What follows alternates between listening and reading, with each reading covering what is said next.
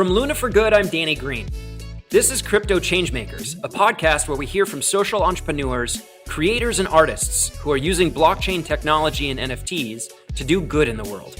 I'll try my best not to use any jargon because I really want to tell this story that crypto is unlocking new possibilities in philanthropy, equity and diversity, and financial inclusion. Though NFTs and cryptocurrencies can be bought and sold, this show is not financial advice. Today we are learning about an NFT platform called Impact from two of its co-founders, Brandon Holston and Alex Belaski. Impact reimagines the giving experience by allowing charities to easily accept crypto while providing donors with NFTs that commemorate their donation. The goal is to make giving engaging, community-driven, and transparent, while giving donors on-chain verification that they funded a cause. And the best part is that 95% of all funds raised go to the cause. So let's get into it. Alex, Brandon, welcome to the show. So great to be here. Yeah, appreciate you inviting us on, Danny. I'm excited to speak with you. So tell me a little bit about Impact. What is it and how does it work? Yeah, so Impact got started a couple months ago here in this house. And like you said, we are really focused on reimagining the donation experience for a Web3 audience. I think charities and nonprofits have always been doing amazing work, but in the digital era, they've always struggled to really connect with people like us, Gen Z and millennials, and deliver a compelling experience that communicates the awesome work that they're doing. And with NFTs, we really saw a match made in heaven to really both give donors an awesome way to support a cause by purchasing an NFT, and then allowing that to be a vehicle for a lot more in the donation experience, raising awareness, sort of a membership token for an awesome community around that cause, a token that has utility for awesome experiences. The term we use is democratizing the fancy philanthropy ball, the kind of inside look into how dollars are being spent, and inside look into who's leading the charity that wealthy donors usually get. We want to bring that same look to everyone else. And people ask all the time, like, where does my dollar really go when I give to the Red Cross or if I give to St. Jude's? We want to be able to tell that story of your dollar actually making a difference. Brandon can talk a little about how we actually got started here in this very house. Yeah, so like Alex said, it kind of all started one day in our kitchen. We were talking about how OpenSea in August had just hit $4 billion in transaction volume, which totaled to about $11 billion for the whole year of 2021 so far. So we were kind of shocked by how much money was actually going into NFTs. Like, obviously we had seen everything, people talking about it, companies like Dolce & Gabbana, DC Comics, all joining the hype train essentially. But we didn't really realize how much money was truly flowing through it. And that's kind of when we had the spark of an idea, thinking about how we could bring that money to social charity causes, and really just making the world a better place. So one of the things that really inspired us, there's a guy on Twitter named Jack Butcher, and he raised about $250,000 for Afghanistan families when the Taliban was moving in on the state. So he was selling loot boxes, and essentially these NFT loot boxes, each one was funding a family to essentially escape Afghanistan during that time. And that really inspired us, using NFTs as a way to not only engage people and get them involved with a cause, but also to actually be a method of donation. So that's kind of how we got started. And we really think it's a powerful idea because, kind of like Alex touched on before, our generation, this millennial generation, really, what you see in crypto is that a large amount of our wealth is held in crypto assets. And as like the future philanthropists who will be the ones donating and changing the world, we really wanted to start getting charities onboarding onto Web3 and kind of getting them ready for that future. Incredible.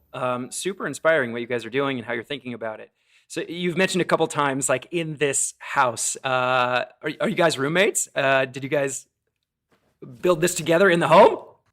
Yeah, so we're actually both in the same house right now. Brandon's right below me. And we're roommates here at USC. That's the university we're at here in LA, University of Southern California. And we're just a block down from the actual campus right now. Incredible. You're doing the Zuckerberg thing of getting a platform rocking while you're still a student. I love it. Incredible. Something like that. Yeah. It's been a crazy semester for both of us. We just finished up, I guess technically today is our last day of class. It's Friday on our last week. And we've been working on this since August, since we got back to campus, and it's been a lot of fun. What was really funny is that when we got back to campus, everyone at this school and just like our age was talking about Web3, was talking about crypto, was talking about NFTs. And Brandon and I were both like just inspired by with each other and like the people around us to start like thinking about the space. And that thought process really led to us being like, oh, wait, let's actually do something in this space too. Wow. So you feel like on college campuses right now, or at least at USC, this is like the hot topic, and it all started this school year? It literally was this school year. So when I got back, I had two friends who both had crypto startups that they just like raised money for. And I don't know if it's California. I don't know if it's USC. I don't think it's just USC. But people here are doing things. And we went to NFT NYC, and there was a meetup of USC kids, like 15 of us. Some people have their own NFT projects. Some people have their own DeFi projects. One of the actually big DeFi projects called Rari Capital, started by like a sophomore here on campus. Crazy. Another project called Coop. It's a way to buy NFTs with your friends, so kind of like fractionalized NFTs. Also, like that's my friend who I talked to at the beginning of the school year when we were talking about our idea. And Brandon's been involved in crypto like for a while now, so it's kind of just what's happening here. Wow.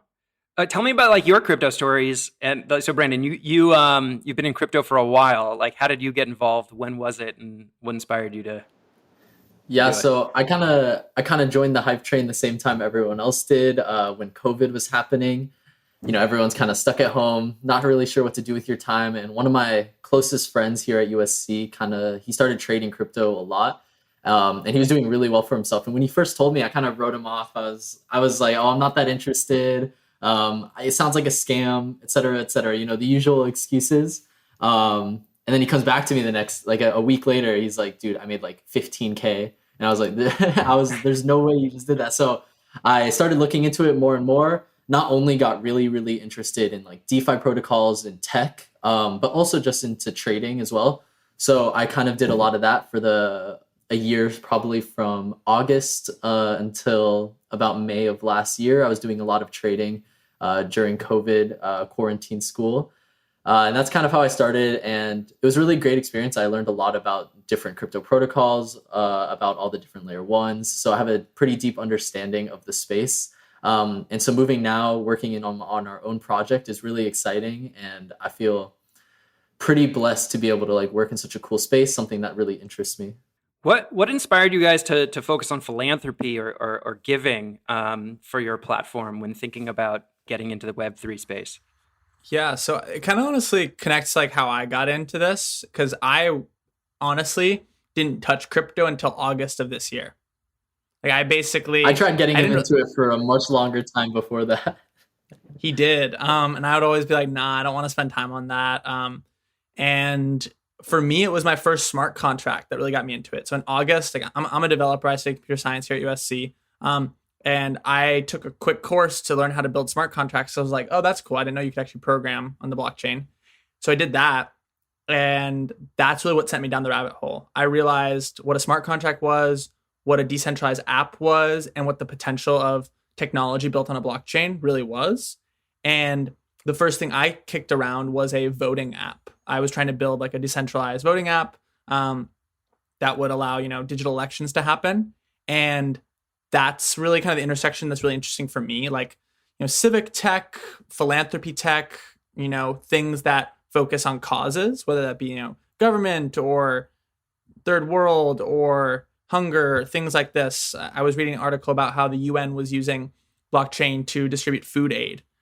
So that's really where my brain was at with all this stuff, because I still was not really super interested in like investing, because I'm honestly broke, so I couldn't really go there. But I really wanted to build something. You need some money first before you can invest it, right? I get it. Exactly, and I don't have that, but I can build. I could write some code. So my brain was kicking in that direction. And before Impact, I'd started an education company focused on bringing college preparation material to low-income and rural youth. SAT, ACT, college essays, things like that.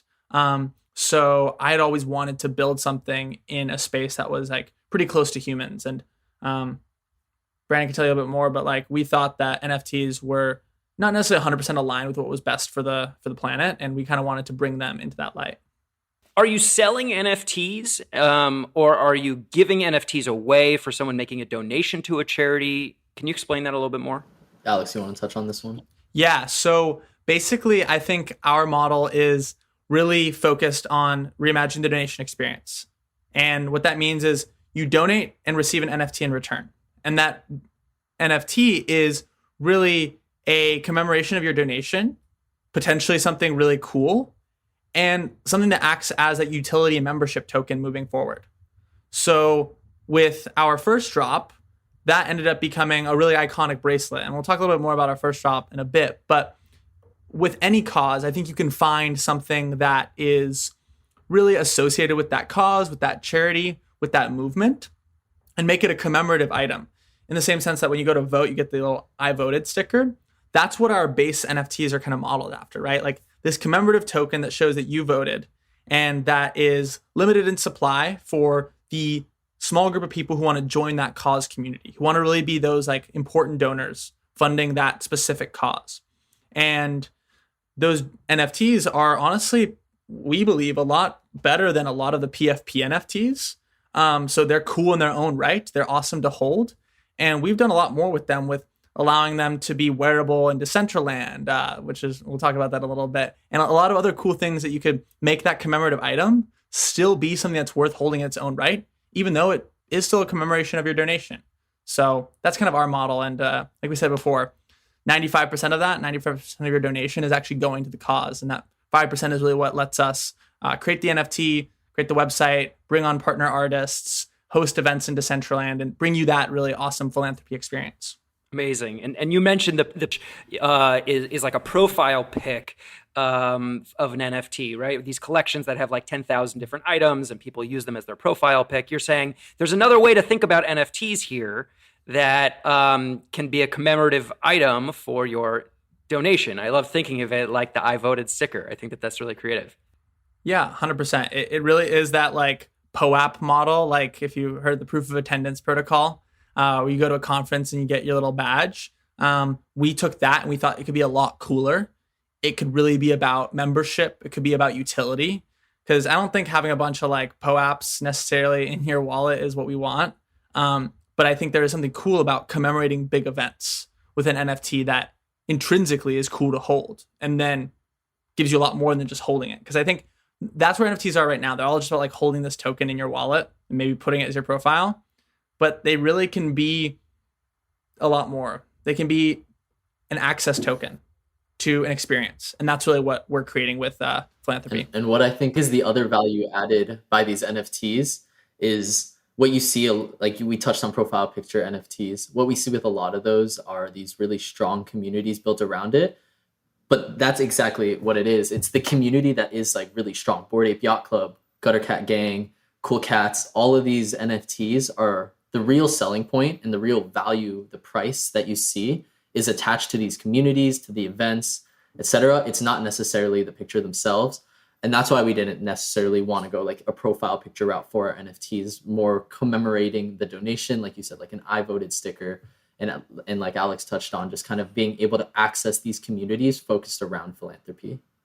I mean, the other reason to buy an NFT is because you have belief that it's going to appreciate in value, right? I buy this NFT, I think it's going to go up and I'll be able to sell it more for later.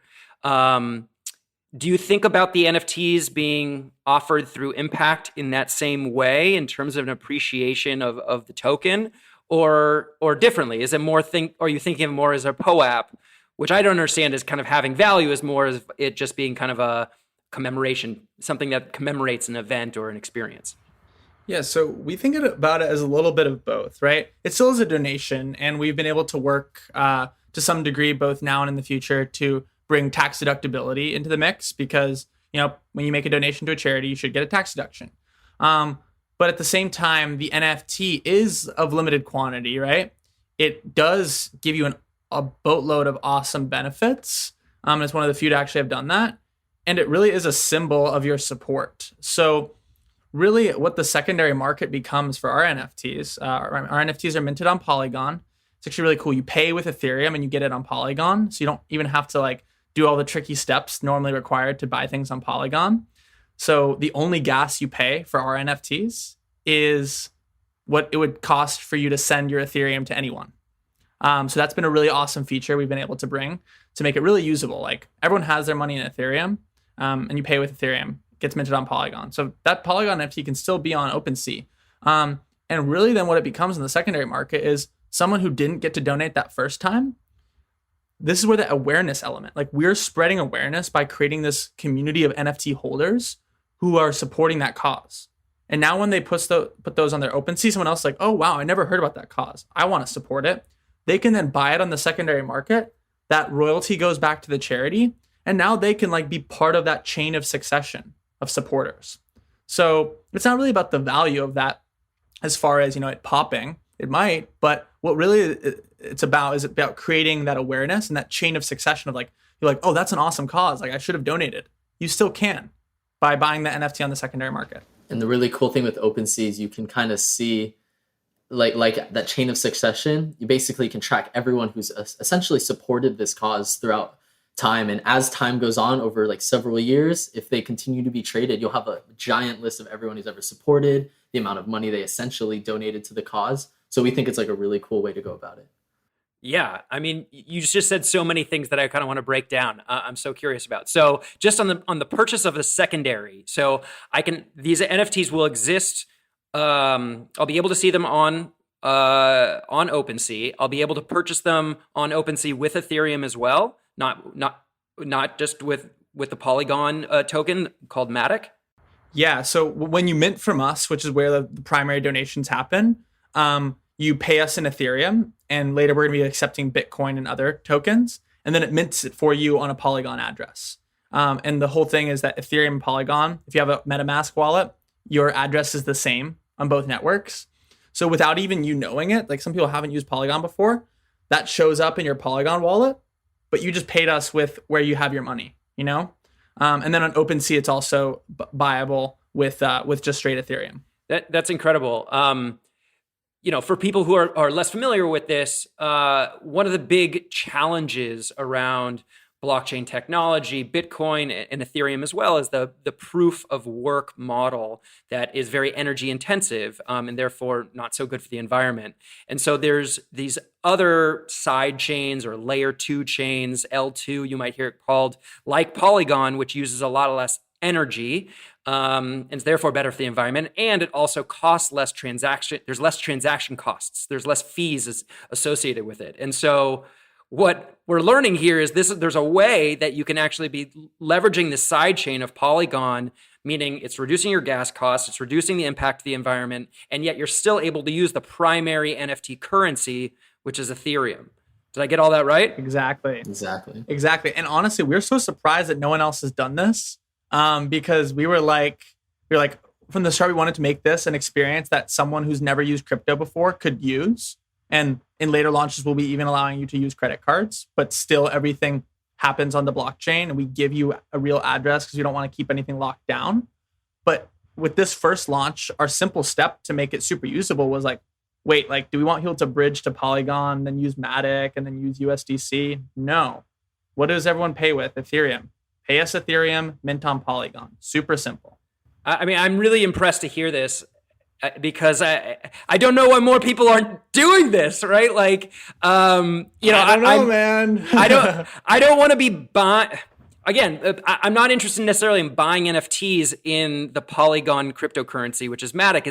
It's complicated. There's all these things involved that you want to keep everything in one primary currency, which is your Ethereum. But at the same time, I feel bad about the impact and the energy usage, let alone the gas fees that are associated with it. So you're solving that problem here, and I think that that's probably a something that more people are going to be doing in the future. I mean, I've had NFTs airdrop to me on Polygon, but I've never been able to buy something with Ethereum and then receive something on Polygon. So that's pretty cool. Well, so actually going into a bit more into it, and kind of big shout out to Matthew Fagalia from OpenSea. He's been a massive help. The way it's going to work essentially is that we are actually airdropping these NFTs to people. But the main problem with airdrops on OpenSea is that if you get airdropped something, essentially an airdrop is when you would just send an NFT to someone's address. You can do it without their permission. So these all get hidden by default. So that's a big problem. Luckily, Matthew Figalia from OpenSea has been a massive help. He essentially has made it so that we can run this model of being able to give people these NFTs without them having to pay transaction fees, like you said, because we don't think people should be paying these large $200 to $300 minting fees to make a $500 donation to a charity. Especially when it's a donation. Yeah, exactly. And then, like you said, the environment is the other big portion that we just wanted to avoid. So OpenSea has been a very big help with that and enabling us to run with this model. That's incredible. Yeah. I still want to understand this, the donation / purchase thing, right? That's kind of at the heart of all of this, right? So am I making a donation to the nonprofit, or I'm buying the NFT through your platform? Can you just walk through that again? Let's focus on this. Let's focus on the new project. Tell me about the project that is launching just like next week, and we can use that as an example. Yeah, so I think that really helps solidify it. So on December 7th, we are launching with Keep Abreast as our first charity. And Keep Abreast is a really awesome partner because they support a pretty awesome cause, breast cancer awareness for young women particularly. But Shani, who's the founder, has been just incredible working with us. So Shani started Keep Abreast 20 years ago when her 27-year-old friend got breast cancer. And at the time, people didn't talk about breast cancer, especially for young women. And the only way you prevent someone who's 27 getting breast cancer is if everyone knows that that's a thing that can happen and does something about it, which is proactive checking. And when it's not something people talk about, when it's taboo, that just doesn't happen. So what she did is she created these famous I Love Boobies bracelets, which when we were in school, Brandon and I, in middle school, they were all over the place. People were wearing them. They had a bunch of them on their arm, and schools actually got mad. They banned it, and it went all the way to the Supreme Court. I'm not surprised that middle schoolers were wearing I Love Boobie bracelets, but that's amazing amount of awareness. Cultural movement in a really real sense. So it went all the way to the Supreme Court, and the Supreme Court ruled in favor of the students because, really there's nothing wrong with I Love Boobies. I think at the end of the day, America's can be really taboo about a lot of subjects, but that's also what causes things like 27-year-olds getting breast cancer out of nowhere to happen when we don't talk about things that are just part of the human experience. So that's really what these bracelets were. They were a conversation starter, a way to show that we can talk about these things and not be uncomfortable. So we're bringing that to the metaverse and to the world of Web3 by creating the first I Love Boobies NFT editions. It's an awesome, incredibly inspired 3D version of the original NFT bracelets with an NFT twist. The heart is pixelated to kind of indicate that, crossover with the world of NFTs. And what's awesome is that you'll also be able to receive a physical copy of these. So they're making never before seen I Love Boobies bracelets for all the NFT holders. And that kind of goes into the variety of other rewards that we're building in. One of which is these are going to be wearable in Decentraland. So anyone who has an I Love Boobies NFT can also wear theirs in the metaverse. So the base model, we have 3 tiers of donations. If you donate $500 for the minimum donation, you receive the base model of the I Love Boobies bracelet. And we're not just giving money to Keep Abreast. We're funding a specific cause of theirs, which is their Give Back grant, which is a $500 program that puts this money in the hands of low-income women who've experienced breast cancer. They get out of the hospital. They've had this incredible medical bill. They now have taken time off work. They might have lost their job because when you're low income and you take time off work, it usually means you have to quit. So they give them a $500 grant. And that's exactly what our program funds. The $500 minimum donation literally puts $500 in the hands of a woman in need. And our higher donation tiers, including our GM edition bracelet, which is a solid color pink, and then our WAGME edition bracelet, which is a tie-dye, those fund 5 grants and 10 grants, respectively. So it's that really clear indication to you as the donor, where does my money go? Well, it funds 5 grants for this program. And those higher edition models, GM stands for good morning, which is a common thing you hear in the NFT space, just GM, or WAGMI, we gonna make it, which is also another. So these are both kind of signals to people who are in the crypto space, right? You're really designing this who are already interested in crypto, who are already playing in crypto, like Brandon, like making money on crypto, as a junior in college, and then still want to give back, right? Yeah, I think the big thing for us was when you really look at what crypto has done, it is the fastest growing financial asset class of pretty much all time. So what you see is this entire new generation of wealthy individuals, most of them who are millennials, people who are in touch with like the I Love Boobies bracelet, something they all experienced when they were in school themselves, heard about it before. And that's kind of like what we focused on. We wanted to make it an experience for these kind of people, this new generation of wealthy crypto donors, these young millennials who have come into this massive amount of wealth, and kind of give them a way that is native to them to give back to charity. And I think the Decentraland is really interesting here. So this basically becomes a wearable for your avatar in the metaverse, is what you're saying. Yeah, so actually, me and Alex attended NFT NYC, which was a massive conference, brought in tens of thousands of people from all over the world, all over the States, to New York City to essentially just talk about NFTs, see what's going on. It was an amazing time. While we were there, I was lucky enough to actually meet the director of events at Decentraland or Decentral Games. His name is Murph. Super amazing guy, and he's been helping us out a lot, kind of figuring out how to put this as a wearable in Decentraland. So the way that's going to look, these bracelets, when you own the NFT, you're also going to be getting a separate NFT that you use in Decentral Games or Decentraland, which allows you to support the cause. You'll have a shirt on your digital avatar that says "Keep Abreast," showing support for it, as well as the wristband associated with the donation that you made.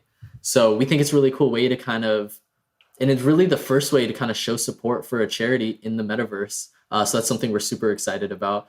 On top of that, Murph has helped us in other ways. So he's helped us set up several events, one of which we're having a metaverse charity concert with Autograph, which is an EDM duo that have been pretty big. So we're also very excited about that. Oh my God. I will be attending this in the metaverse with you. That sounds like a lot of fun. So how often do you plan to release new collections? Or if a nonprofit is interested in getting involved, how would they do so? Yeah, so I think here it really depends on the brand of the charity, because I think NFTs are all about raising awareness for really great causes and about helping these charities build their brand. So we're really looking to make this a curated experience, a thing that doesn't just flood the market with a bunch of NFTs. I think if you want to give money to any charity right now, where you go is the Giving Block. On the Giving Block, they have 1,000+ charities, and you can just go give them your crypto. But with NFTs, it's all about curation. It's all about community. It's all about quality. So we won't be the platform for every charity in the world. That's just not what we're trying to do. What we're trying to do is start movements in Web3. So like in the States, right, we had movements around the unfortunate shootings we've had, like the marches that would occur after those. We had movements like politically with like Andrew Yang and the Yang Gang, things like that. So these aren't every cause in the world, but it's these curated and focused causes. So we've actually had interest, not anything confirmed, but like Make-A-Wish, we've been talking to them, St. Jude's, actually Andrew Yang's Future Forward charity. These are the kind of charities that we'd love to talk with, to work with, to create a collection around their cause and really create these awesome benefits for their donors. We also have the pleasure of next week speaking with Open Earth, which is Leonardo DiCaprio's charity focused on climate change. And we really see ourselves as, that place where these movements can start in Web3, where hopefully we get to work with Make-A-Wish to, really bring attention to that cause and get Web3 donors involved.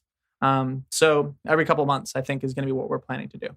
And when you talk about starting a movement, that's really based on community. It's based on participation. How does community or participation play a part in owning an impact NFT? Yeah, so the community, I think, really starts with the cause. And from the get-go, we're all about telling the stories of where your money is going. And for our very first, that's going to happen in a private Discord where you get access to the inside workings of the charity. Shaney's going to be there. We're going to be hosting weekly update calls, newsletters we'll be pushing out regarding where the money is going, how it's changing the lives of the women in the Give Back Grant program. And I think that really one-on-one access with the change maker at the charity is really going to be an awesome perk that I think needs to happen more broadly across charities. And then from there, I think it becomes the other awesome interactive things we're doing. Like we have 5 artists who are creating one-of-one art for this cause. And the top 10 donors are going to get one-of-one NFTs from these artists. And down the line, like I said, we have that autograph charity concert. We have the events in Decentraland. And that kind of just brings together people to really, A, meet the kind of people who are also interested in the same cause they are, but then B, to do things in the metaverse related to philanthropy and to doing good instead of, just like another JPEG collection. It's incredible. Well, I think we lost Brandon, but Alex, I'm glad that you made it to the end here. Is there anything else that you want to share about the platform or about the long-term vision that you feel like I haven't really asked yet?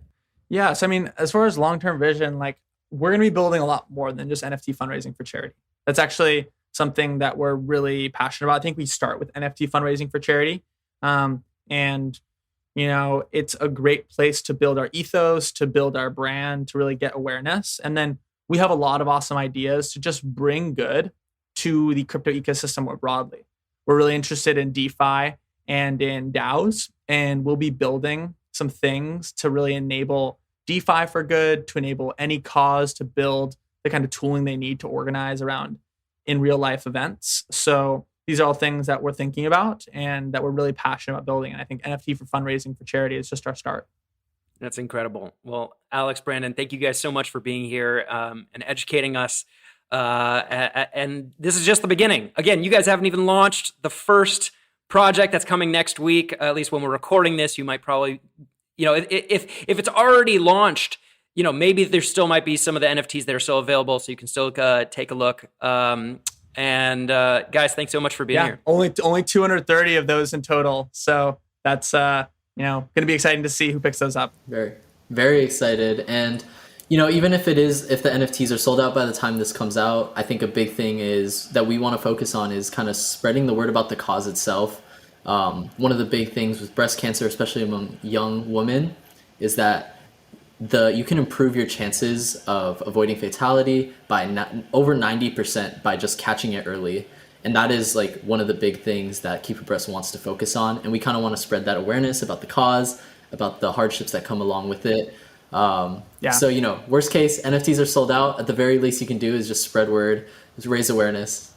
Yeah, this isn't about selling NFTs at the end of the day. This is about raising money for these women who need it and making sure that everyone realizes that this is something we should all be aware of. So, yeah, not just an NFT project.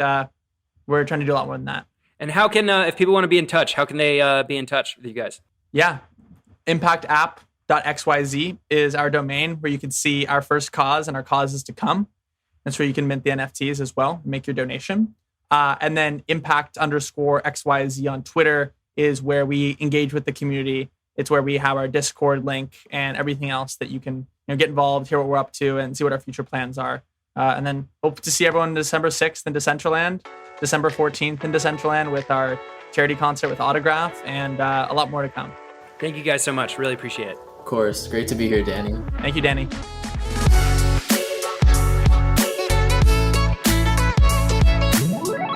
For more on Impact, go to impactapp.xyz or connect to them on Twitter at impact_XYZ. And please follow me on Twitter at Danny Green. There's an E at the end of Green. And shoot me a DM if you're a changemaker or if you know a changemaker who wants to be on the show. Thank you so much for listening. I'll see you next time.